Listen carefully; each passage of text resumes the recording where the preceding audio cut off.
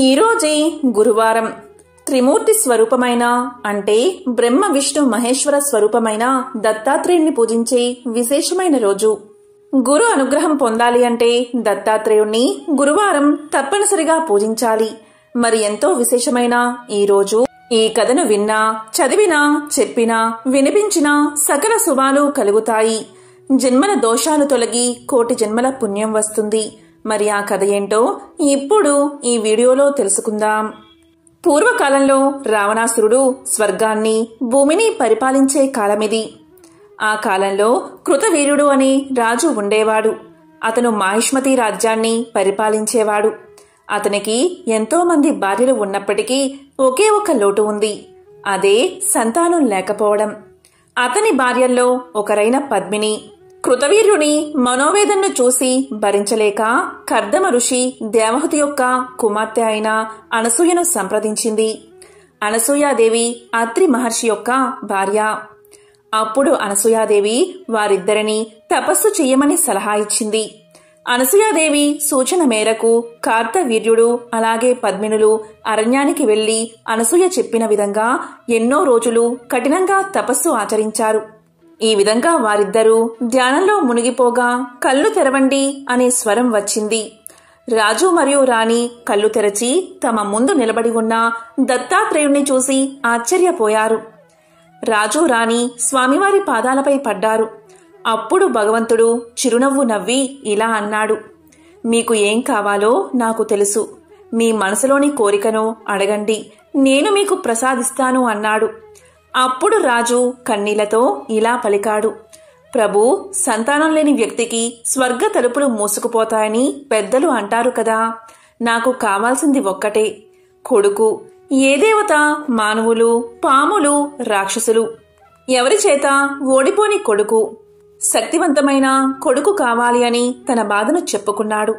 అప్పుడు దత్తాత్రేయుడు తల ఊపి అక్కడ్నుంచి అదృశ్యమయ్యాడు. వెంటనే కార్తవీర్యుడు అలాగే పద్మిని దంపతులకు ఒక కుమారుడు జన్మించాడు. అతనికి కార్తవీర్యార్జునుడు అనే పేరు పెట్టారు. కార్తవీర్యార్జునుడు 1000 చేతులతో జన్మించాడు కాబట్టి అతన్ని కొన్నిసార్లు సహస్రార్జునుడు అని కూడా పిలిచేవారు. సహస్రార్జునుడు దయగల గొప్ప రాజు. కార్తవీర్యార్జునుడు తన ప్రజలను కన్న బిడ్డల వలె చూసుకునేవాడు. తన తండ్రి తపస్సు కారణంగా అతను ఒక బంగారు రథాన్ని పొందాడు. అది అతని ఇష్టానుసారం న్యాయాన్ని అమలు చేసే, చెడును నిర్మూలించే శక్తి కలిగి ఉంటుంది. కార్తవీర్యార్జునుడు ఒకసారి తన భార్యలతో కలిసి నర్మదా నదిలో స్నానానికి వెళ్లాడు. అదే సమయంలో లంకాధిపతి అయిన రావణుడు తన మంత్రులతో కలిసి పుష్పక విమానంలో నర్మదా నది సన్నిధికి వచ్చాడు. ఆ సమయంలో రావణుడు నదిలో స్నానం చేసి శివుణ్ణి ప్రార్థించడానికి నది ఒడ్డున నిలబడి ఉన్నాడు.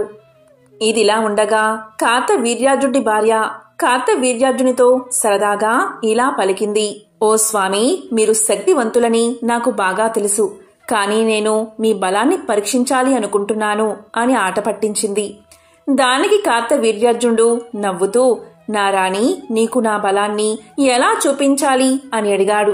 దానికి భార్య నవ్వుతూ, ఓ స్వామి, నదిని ఆపగలరా అని అడిగింది.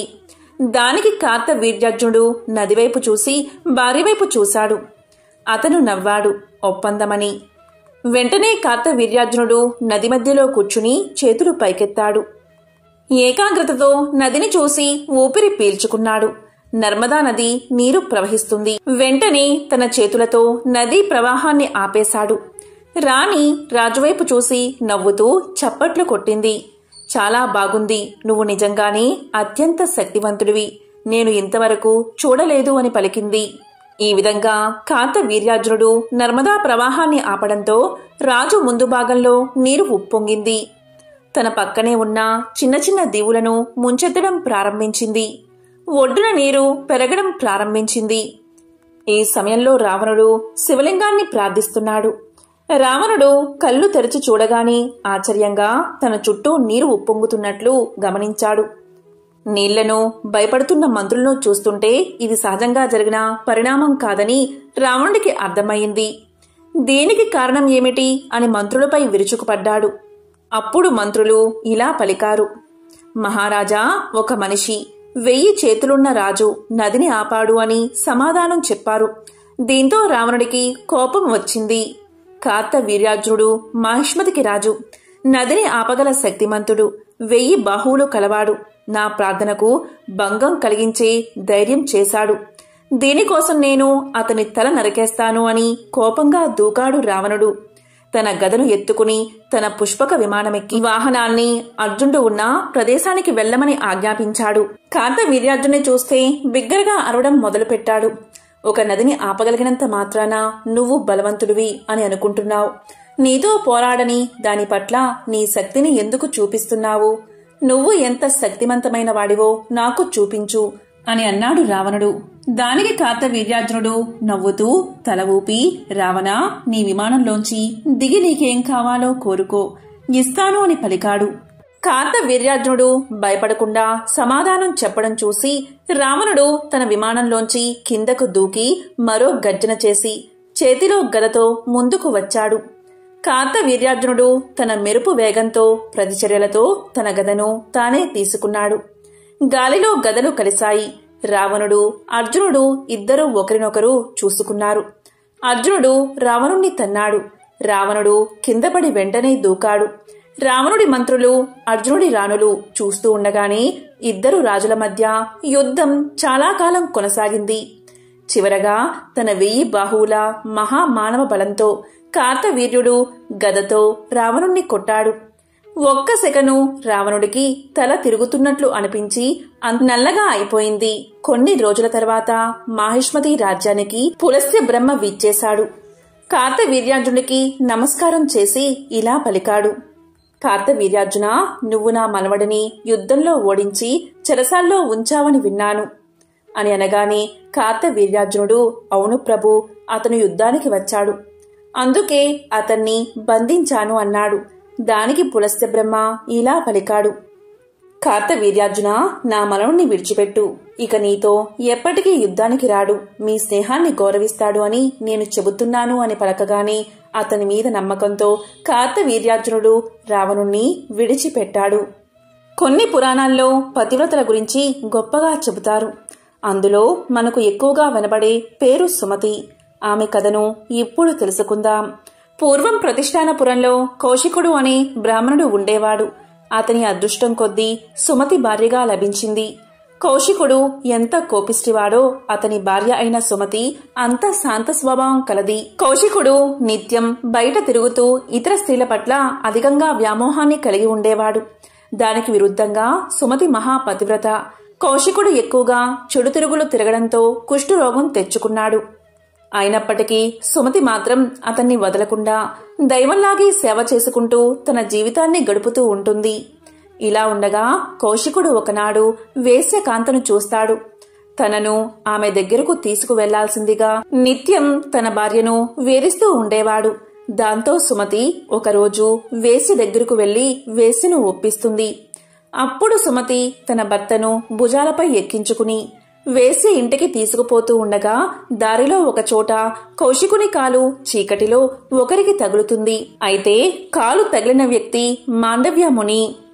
మాండవ్యమునికి కౌశికుడి కాలు తగలడంతో మాండవ్యముని కోపంతో ఇలా శపిస్తాడు. నన్ను బాధించిన నీ శరీరం సూర్యోదయం అయ్యేలోపు 1000 ముక్కలు కావాలి అని శపిస్తాడు.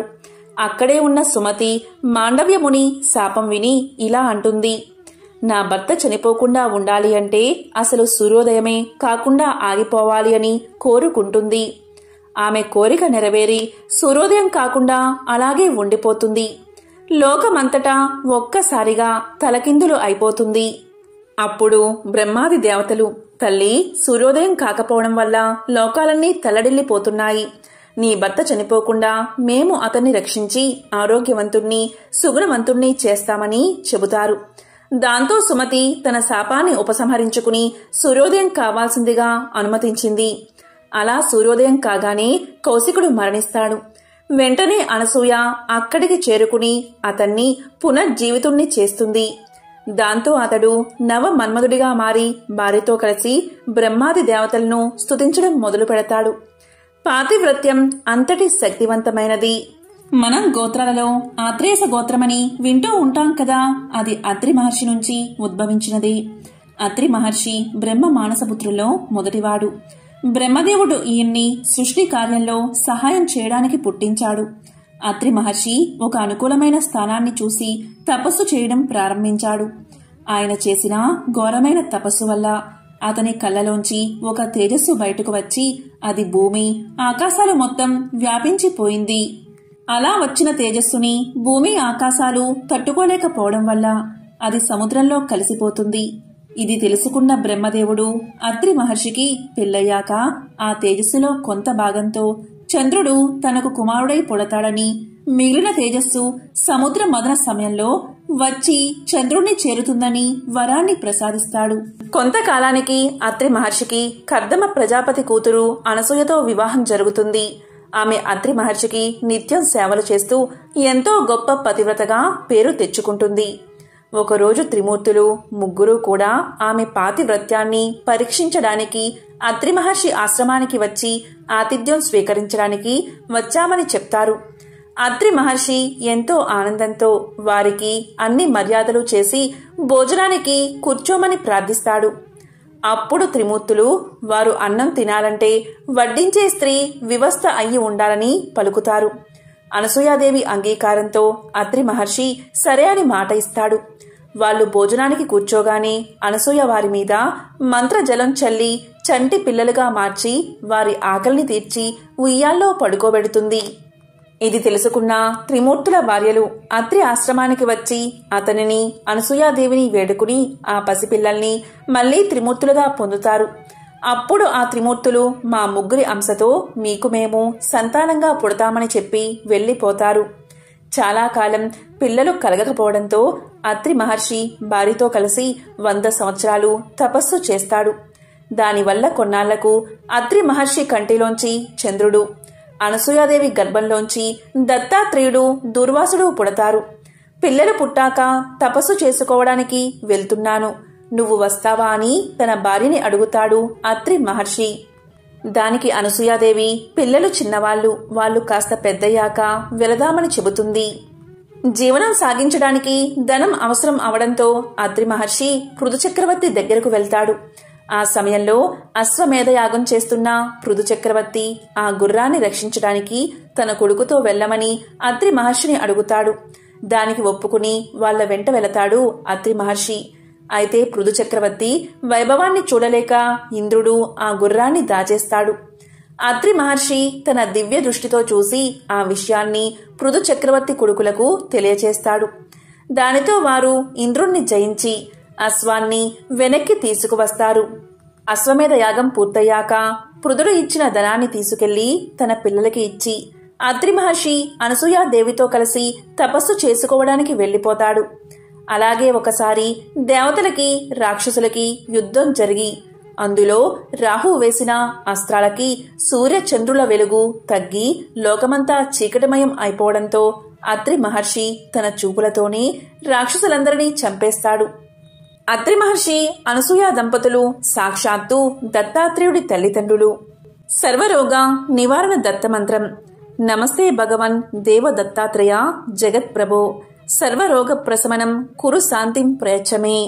సర్వపాప నివారణ దత్త మంత్రం. అత్రిపుత్రో మహాతేజ దత్తాత్రేయో మహాముని తస్య స్మరణ మాత్రేన సర్వపాపై ప్రముచ్యతే. ఈ మంత్రాలను పఠిస్తే చాలు సర్వపాపాలు నివృత్తి అవుతాయి. అలాగే దరిద్రం దూరమవుతుంది, సర్వరోగాలు నివారణ జరుగుతాయి. సర్వ అపరాధ నాశాయ సర్వ పాప హరాయ చ దేవదేవాయ దేవాయ శ్రీ దత్తాత్రేయ నమోస్తుతే. కర్మను తిరస్కరించేవాడికి, సమస్త పాపాలను నశింపచేసేవాడికి నేను నమస్కారం చేస్తున్నాను. నేను దేవతలందరికీ నమస్కారం చేస్తున్నాను. నేను శ్రీ గురు దత్తాత్రేయుడికి నమస్కారం చేస్తున్నాను. దత్తాత్రేయుడు సాక్షాత్తు బ్రహ్మ విష్ణు మహేశ్వరుల స్వరూపం. ప్రహ్లాదుడి గురించి మనందరికీ తెలిసిందే. చిన్నతనంలో విష్ణు భగవానుడి యొక్క నరసింహ అవతారాన్ని దర్శనం చేసుకున్నాడు. కాని అతను పెరిగి రాజు అయ్యాక దత్తాత్రేయుడి దర్శనాన్ని కూడా పొందాడు. ఆ కథ ఇప్పుడు విందాం. ప్రహ్లాదుడు రాజుగా అనేక భోగాలు అనుభవించాడు. ప్రాపంచిక దృక్కోణంలో అతనికి ఏమీ లోటు లేదు. అయినప్పటికీ అతని హృదయంలో తెలియని మూలలో అసంతృప్తి. క్రమంగా ఆ అసంతృప్తి అతనిని ఇబ్బంది పెట్టడం ప్రారంభించింది. ఈ ప్రపంచం యొక్క ముఖ్యమైన స్వభావం ఏమిటి? నా నిజమైన స్వభావం ఏమిటి? ఇలాంటి ప్రశ్నలు, ఇంకా ఇతర వేదాంతిక ప్రశ్నలు ప్రహ్లాదుని కలవరపెట్టసాగాయి. పండితుల లోతైన చర్చలు మరియు సలహాల తర్వాత ప్రహ్లాదుడు తన ప్రశ్నలకు సమాధానాలు కనుక్కోవడానికి ప్రపంచాన్ని చుట్టుముట్టాడు.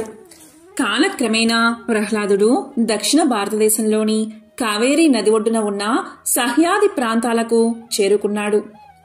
కావేరీ నది ఒడ్డున ప్రహ్లాదుడు ఇసుక మరియు బురదలో తిరుగుతున్న ఒక మునిని చూశాడు. అతను మామూలు మనిషి కాదని ప్రహ్లాదుడు భావించాడు. వెంటనే ఆ మహర్షి దగ్గరకు వెళ్లి వినయంతో ఆయనకు సాష్టాంగ నమస్కారం చేశాడు. మర్యాదగా ఇలా పలికాడు ప్రహ్లాదుడు, మునీంద్ర, నాకు ఒక సందేహం ఉంది. దయచేసి వినండి. అలాగే నాకు నిజం చెప్పండి. మహాత్మా, మీరు చాలా వింతగా చూస్తున్నారు. బురదలో ఉన్న మీ శరీరం బంగారంలా మెరిసిపోతుంది. మీ శరీరం చాలా మృదువుగా, అలాగే హృదయపూర్వకంగా ఉంది. దీనికి కారణం ఏమిటి? మీలో కొన్ని ప్రత్యేక లక్షణాలు కూడా ఉన్నాయి. మీరు చాలా తక్కువ మాట్లాడతారు. కొందరు మీ రూపాన్ని చూసి తిడతారు. మరికొందరు మిమ్మల్ని ప్రశంసిస్తూ మీ ముందు సాష్టాంగ పడతారు. కానీ మీరు రెండిటి పట్ల చాలా ఉదాసీనంగా కనిపిస్తారు. మీరు మొదటి వారిని తిట్టరు లేదా రెండో వారిని ప్రశంసించరు. మీ ప్రవర్తన లోక విధానానికి విరుద్ధం. మీరు ధర్మ నియమాలకు కూడా కట్టుబడి ఉన్నట్లు కనిపించడం లేదు. దయచేసి నాకు నిజాన్ని బోధించండి అని అడిగాడు ప్రహ్లాదుడు. అప్పుడు ఆ ఋషి ఇలా పలికాడు, ప్రహ్లాద, ధర్మం అధర్మం అనే ఆలోచన లేకుండా జంతువులు, పక్షులు, క్రిమి కీటకాలు ఇలాంటివి పూర్వం అసంఖ్యాక జన్మలు తీసుకున్నాను. అటువంటి జన్మలన్నిటినీ నేను వర్ణించను. అయితే ఇలాంటి జన్మలన్నిటిలో మానవ జన్మ గొప్పదని నేను ఒక్కటి చెప్పగలను. మానవ జన్మ శాశ్వతమైన ఆనందానికి మరియు శాశ్వతమైన బాధలకు కూడా ద్వారం. ఎంపిక మనదే. ఈ లోకంలో పాపాలు చేయడం వల్ల తక్కువ జన్మలు వస్తాయి మరియు పుణ్యకర్మలు చేయడం వల్ల ఆత్మ సాక్షాత్కారం కలుగుతుంది. అంతేకాదు, పుణ్యకార్యాలు చేస్తే మనిషి ఆనందంతో జీవిస్తాడు. మనుషులను పాపాలు చేసేలా చేస్తుంది ఈ ప్రపంచం. కాబట్టి ప్రాపంచిక సుఖాల పట్ల ఆకర్షితులు అవ్వకూడదు. అలాగే పాపాలు శాశ్వతమైన బాధల ద్వారాన్ని తెరుస్తాయి. ప్రజలు తాము జ్ఞానవంతులు అని భావిస్తారు. అలాగే ఆనందాన్ని పొందడానికి ప్రయత్నిస్తారు. కానీ వారు తమలో ఉన్న ఆనందాన్ని గుర్తించడంలో విఫలం అవుతారు. అలాగే వారు అసత్యమైన, భయానకమైన సంసార చక్రంలో చిక్కుకుంటున్నారు. ప్రహ్లాద, ఈ జీవితంలో అన్ని రోజులు ఒకేలా ఉండవు. ఒకరోజు డబ్బు, అలాగే కీర్తి వస్తుంది. మరొక రోజు అది పోతుంది. ప్రాపంచిక జీవితంలో స్థిరత్వం లేదు. అది లోలకల్లా ఊగుతుంది. ప్రజలు అన్ని పరిస్థితుల్లో స్థిరంగా ఉండడం నేర్చుకోవాలి. సంపద కోసం తృష్ణ విడిచిపెట్టడం ఉత్తమం. నా దగ్గర ఏదైనా లేకపోతే నేను అడగను. నాకు ఏదైనా ఇస్తే నేను దానిని తిరస్కరించను. నాకు ఏమీ రాకపోయినా నేను అస్సలు బాధపడను. బాధలు మరియు ఆలోచనలు నన్ను ఇబ్బంది పెట్టడానికి నేను అనుమతించను. ఆనందాన్ని కూడా నాలో ప్రవేశించనివ్వను. కొన్నిసార్లు నాకు తక్కువ ఆహారం లేదా అస్సలు ఆహారం దొరకదు. కొన్నిసార్లు నాకు పుష్కలంగా ఆహారం లభిస్తుంది. కొన్నిసార్లు నాకు రుచిలేని ఆహారం లభిస్తుంది. మరికొన్ని సమయాల్లో నాకు ఆహారంతో పాటు 5 రకాల తీపి పదార్థాలు లభిస్తాయి. కొన్నిసార్లు నాకు తిండి పెట్టడంతో పాటు అవమానాలు కూడా ఎదురవుతాయి. కొన్నిసార్లు నాకు దయతో, అలాగే గౌరవంతో ఆహారం అందించబడుతుంది. మీరు చూసినట్లు నేనిప్పుడు బురదలో పడి ఉన్నాను. కానీ ఒకరోజు నేను రాజులా సింహాసనంపై కూర్చుంటాను. కానీ 2 పరిస్థితులు నన్ను బాధించవు. నేను ఎప్పుడూ కూడా ఏకత్వ స్థితిలోనే జీవిస్తాను అని ఆ ఋషి చెప్పగా ప్రహ్లాదుడు ఇప్పుడు ప్రపంచాన్ని స్పష్టంగా చూడగలిగాడు. తన సందేహాలు తీరడంతో అతను తేలికగా భావించాడు. కళ్ళు మూసుకుని మహర్షికి నమస్కరించాడు. అతను నెమ్మదిగా కళ్ళు తెరిచినప్పుడు అతని ముఖంలో మధురమైన చిరునవ్వుతో భగవాన్ దత్తాత్రేయుడు సాక్షాత్కరించాడు. ఒకసారి యాదవ వంశానికి మూలపురుషుడైన యదువు అనే రాజు దత్తాత్రేయుణ్ణి చూసి ఇలా అన్నాడు. స్వామి, మీరు ఎలా సదానంద చిదానంద స్వరూపులై ఉండగలుగుతున్నారు అని అడిగాడు. అప్పుడు దత్తాత్రేయుల వారు ఇలా సమాధానం చెప్పారు. యదురాజా, నేను సమస్త ప్రకృతిని పరిశీలించి అన్నిటి నుండి జ్ఞానం సంపాదించాను. వాటి గురించి చెప్తాను, శ్రద్ధగా విను. ప్రకృతిలో నాకు 24 మంది గురువులున్నారు. కొన్నిటి నుండి ఎలా ఉండాలో తెలుసుకున్నాను, కొన్నిటి నుండి ఎలా ఉండకూడదో తెలుసుకున్నాను. ఆ విధంగా తానే స్వయంగా దేవతలు, రాజులు, మహర్షులకి ఎందరికో గురువైనప్పటికీ అహంకారం లేకుండా సృష్టిలోని ప్రతి అణువు నుండి నేర్చుకుంటూ శిష్యుడు కూడా అయ్యాడు దత్తాత్రేయుడు.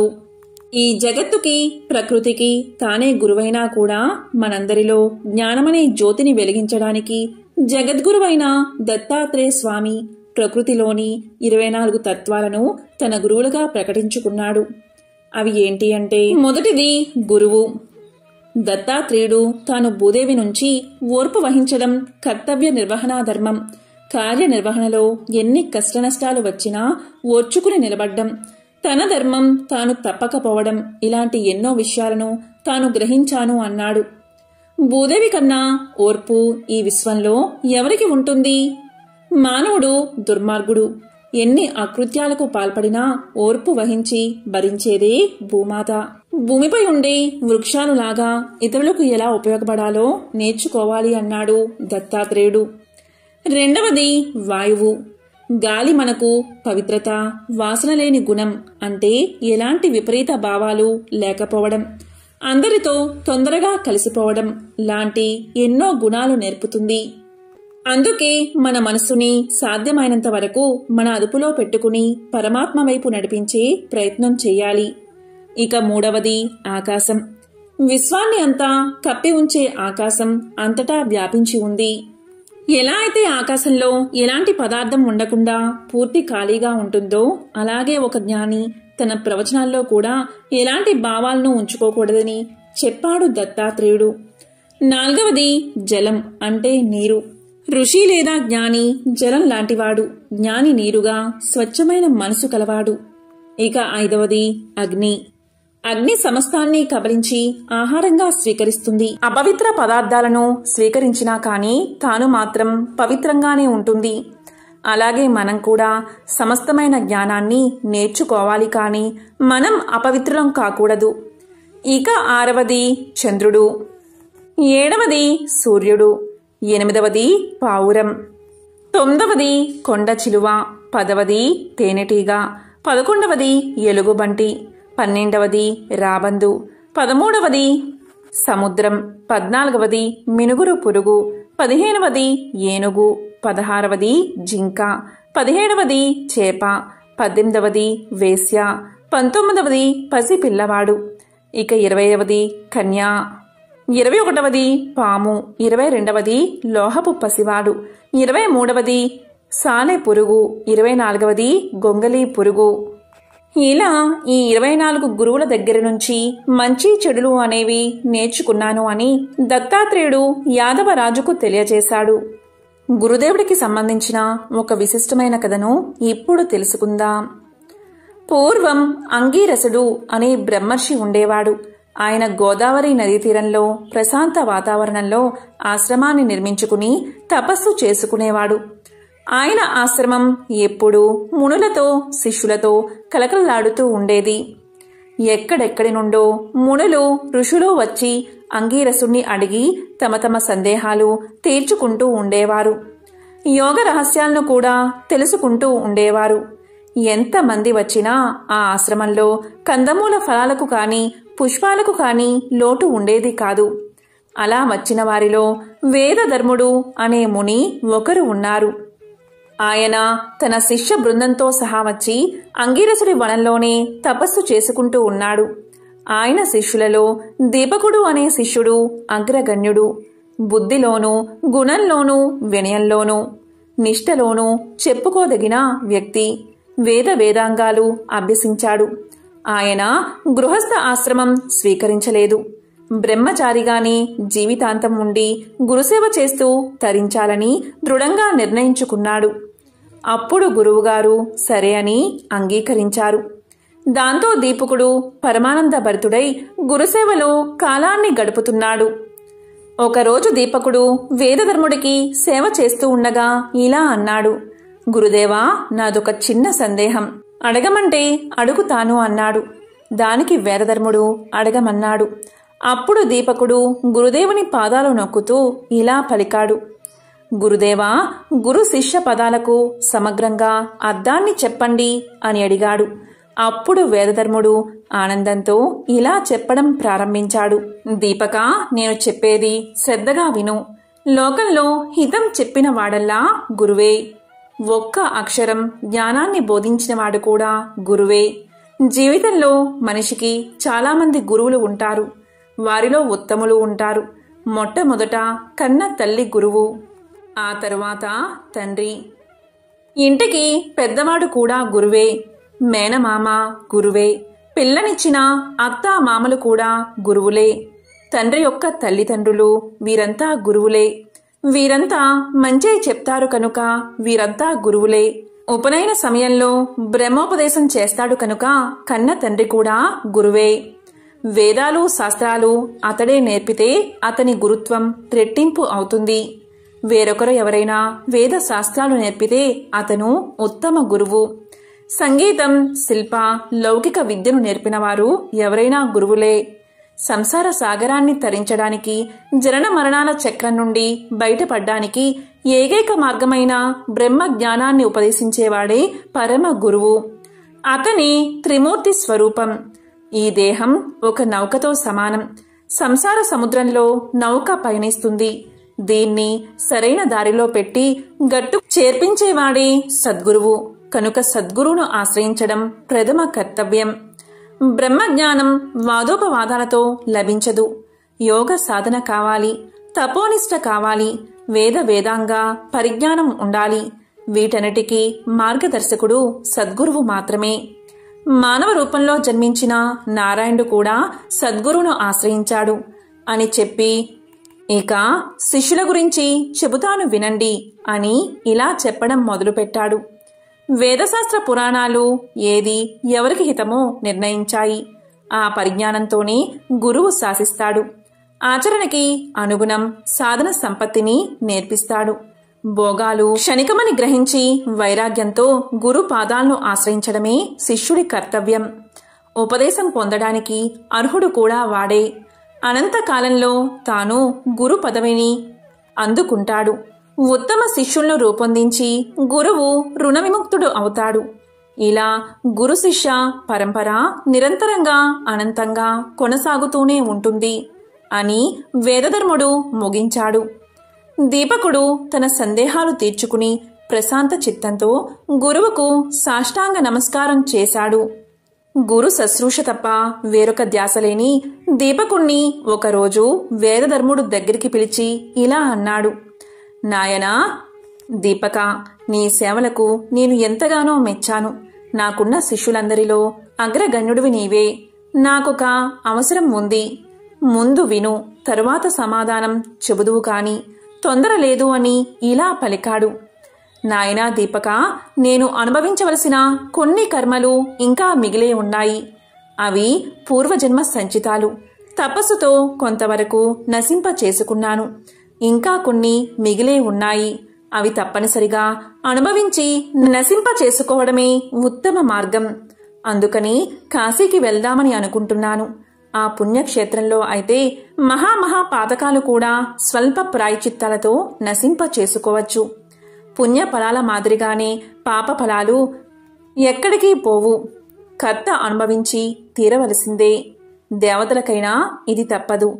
కనుక నేను ఈ నిర్ణయం తీసుకున్నాను. కాశీలో నేను పాప ఫలాలు అనుభవిస్తున్న వేళ విసుక్కోకుండా కసురుకోకుండా సేవలు చేసే శిష్యుడు నాకు కావాలి. నా మనసుకి నీవు కనిపించావు. నేను నిర్ణయిస్తే నీవు కాదు అని అనమని తెలుసు. కాని ఇది 1-2 రోజులు కాదు. దృఢ దీక్ష ఉండాలి, అంకిత భావం ఉండాలి. అది కాకుండా నీవు ఇప్పుడు గృహస్థ ఆశ్రమానికి యోగ్యమైన వయసులో ఉన్నావు. విద్యలన్నీ పూర్తి చేసుకున్నావు. నీ మనసు ఏమంటుందో తొందర లేదు, ఆలోచించుకుని చెప్పు అన్నాడు. అప్పుడు దీపకుడు ఇలా అన్నాడు, గురుదేవా, మీరు ఇంతగా చెప్పాలా? నేను మీ సేవకే అంకితం అయిపోయాను. మీ సేవలో జీవించడమే నా ధ్యేయం. నా దీక్ష మనసులో కూడా నన్ను శంకించకండి. కాశీలో ఉండి మీ సేవ చేసుకునే భాగ్యాన్ని ప్రసాదించండి అన్నాడు. దానికి వేదధర్ముడు ఇలా పలికాడు, నాయనా దీపక, నువ్వు ఇలా అంటావని నాకు తెలుసు. కనుకే నిన్ను అడిగాను. కాని కాశీలో పాప ఫలాన్ని అనుసరించి నేను కుష్ఠరోగ పీడితుణ్ణి కాబోతున్నాను. కుంటితనము, గుడ్డితనము వస్తాయి. ఇవన్నీ 21 సంవత్సరం పాటు అనుభవించవలసినవి. ఇవన్నీ పూర్వజన్మ సంచితాలు. ఇన్ని సంవత్సరాలు సేవ చెయ్యాలి మరి అన్నాడు. అప్పుడు దీపకుడు ఇలా పలికాడు, గురోత్తమా, తప్పకుండా చేస్తాను. కాని నాకు ఒక సందేహం. ఆ పాపాన్ని మీరే అనుభవించాలా? నాకు సంక్రమింప చెయ్యండి, నేను అనుభవిస్తాను. మీరు నిరాటంకంగా తపస్సు చేసుకోండి అన్నాడు.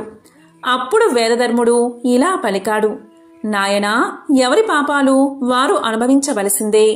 పాప ఫలాలు కర్తలకే చెందుతాయి తప్ప శిష్యుడికో, పుత్రుడికో లేదా ఇంకొకరికో పులుముదాము అని అనుకుంటే అంటుకోవు. కనుక నా పాప ఫలాలను నేనే అనుభవిస్తాను. అనుభవిస్తున్న సమయంలో సేవ చేస్తే చాలు. కుష్ఠిరోగికి సేవలు చేయడం అంటే అది అనుభవించడం కన్నా కష్టం. దానికి నువ్వు అంగీకరించావు. పద, వెంటనే కాశీకి చేరుకుందాం అని త్వరగా ఇద్దరూ మనోవేగంతో కాశీకి చేరుకున్నారు. గంగానదిలో మణికర్ణికా ఘట్టంలో స్నానం చేశారు. డుండి గణపతిని, కాలభైరవుణ్ణి, అన్నపూర్ణమ్మను, విశ్వేశ్వరుణ్ణి దర్శించుకున్నారు. అక్కడే ఉత్తర దిక్కుగా ఒక చిన్న కుటీరాన్ని నిర్మించుకుని నివాసాన్ని ఏర్పాటు చేసుకున్నారు. ఒకరోజు తెల్లవారి నిద్రలేచేసరికి వేదధర్ముడి శరీరం నిండా పొక్కులు వచ్చాయి. క్షణంలో కాళ్ళు చేతులు తిమ్మిర్లు ఎక్కాయి. పొక్కులు చితికి చీము, నెత్తురు కారసాగాయి. చూస్తూ ఉండగానే శరీరమంతా వడలతో నిండిపోయింది. చూపు మందగించింది. కంఠస్వరం మారిపోయింది. వేళ్లు వంకర్లు తిరిగాయి. కుష్ఠితనము, కుంటితనము, గుడ్డితనము ఒక్కసారిగా వేదధర్ముణ్ణి ముంచెత్తాయి. క్రమక్రమంగా రోగం బాగా ముదిరిపోయింది. అస్సలు కదల్లేని పరిస్థితికి వచ్చింది.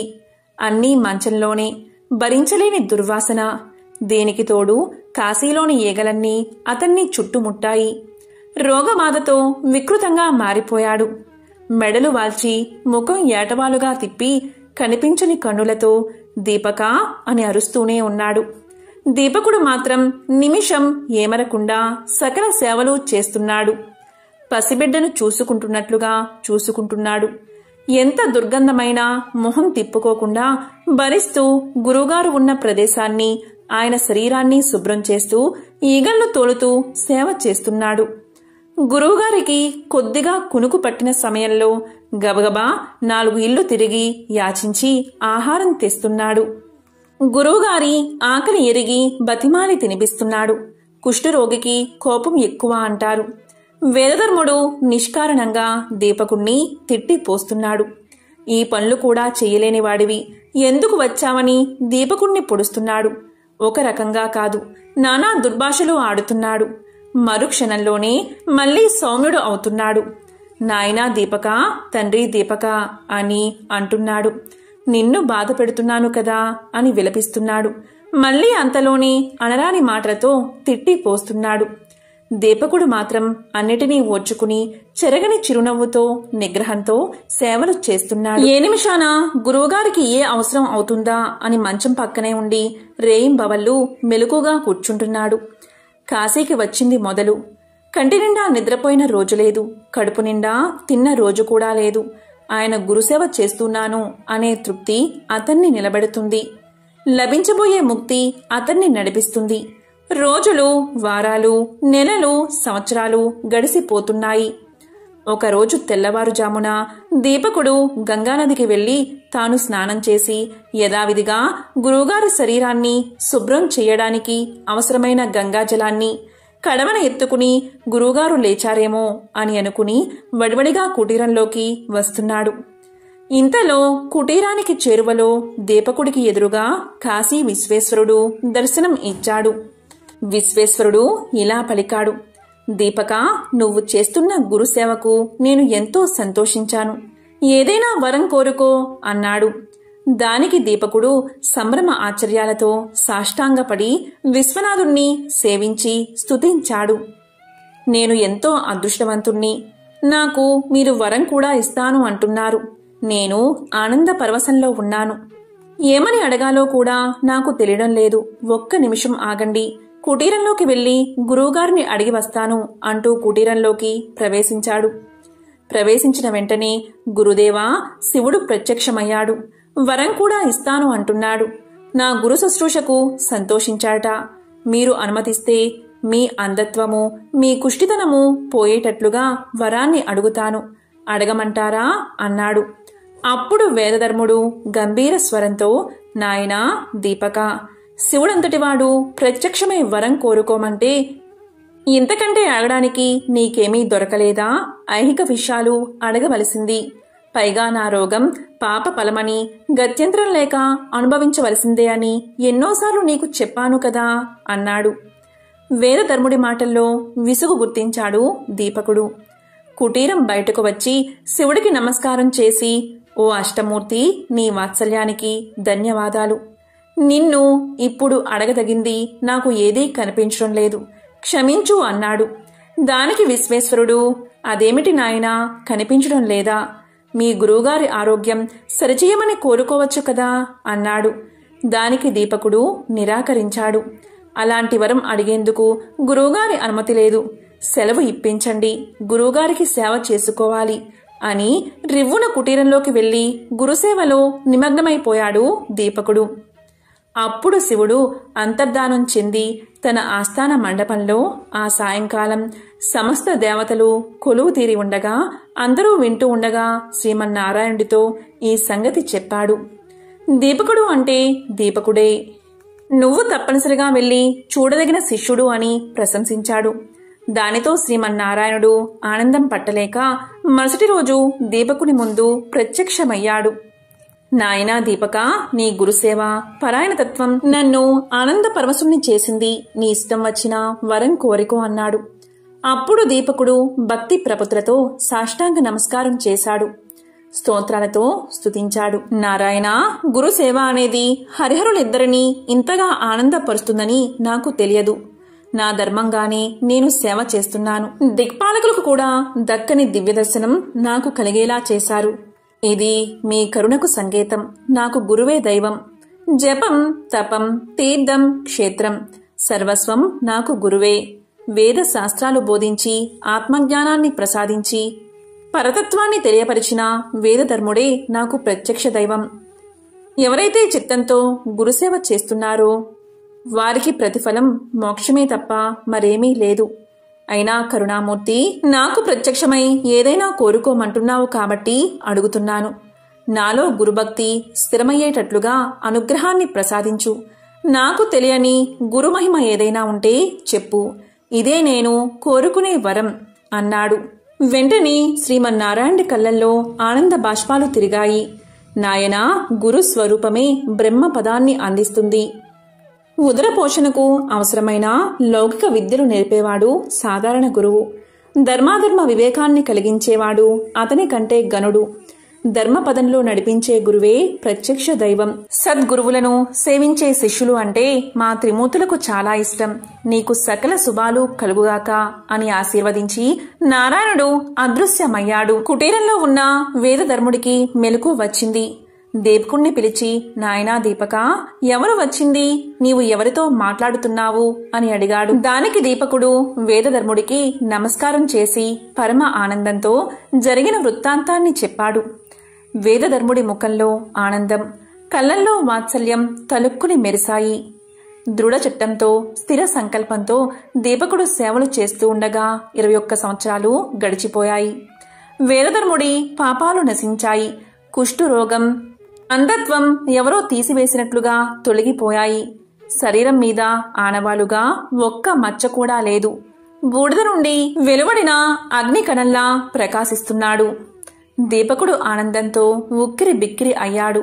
గురుదేవా అంటూ వేదధర్ముడి పాదాల మీద పడి సాష్టాంగ నమస్కారం చేశాడు. అప్పుడు వేదధర్ముడు ఇలా పలికాడు, నాయనా దీపక, నీ సేవలు ఫలించాయి. పూర్వజన్మ సంచితాలైన నా పాపకర్మలు వదిలిపోయాయి. ఈ పుణ్యమంతా నీదే. నీ గురుభక్తి చరిత్రలో చిరస్థాయిగా నిలిచిపోతుంది. నా విధులు నీకు పరిచారకులు అవుతాయి. అష్టసిద్ధులు సంప్రాప్తిస్తాయి. ఇక నుంచి ఉత్తమమైన శిష్యుడి విషయంలో ముందు నిన్నే చెప్పుకుంటారు. కాశీకి వచ్చిన ఏ ప్రాణినైనా తరింపచేస్తాడు ఆ విశ్వేశ్వరుడు. ఆ విశ్వనాథుడు ఈ భూగోళంలో కాశీకి మించిన క్షేత్రం లేదు. విశ్వనాథుని మించిన దైవం లేదు. ముక్తిని కోరుకునే వారందరికీ కాశీవాసం కొంగు బంగారం. మహాప్రళయంలో కూడా నశించకుండా నిలిచే ఏకైక అద్భుత క్షేత్రం కాశీ. కాశీలో నివసిస్తూ గంగానది కాల భైరవుడు నుండి విఘ్నేశ్వరుడు, దండపాణి, విశాలాక్షి, విశ్వనాథులు ఆరుగురిని సేవించేవారిని షడాంగ యోగులు అంటారు. ఎక్కడెక్కడో నివసిస్తూ యమ, నియమ, ప్రాణాయామ, ఆసన, ప్రత్యంగ, ధ్యాన సమాధులను అవలంబించే అష్టాంగ యోగుల కన్నా వీరు పుణ్యాత్ములు. కాబట్టి దీపక, మనం కాశీలోనే ఉండిపోదాం.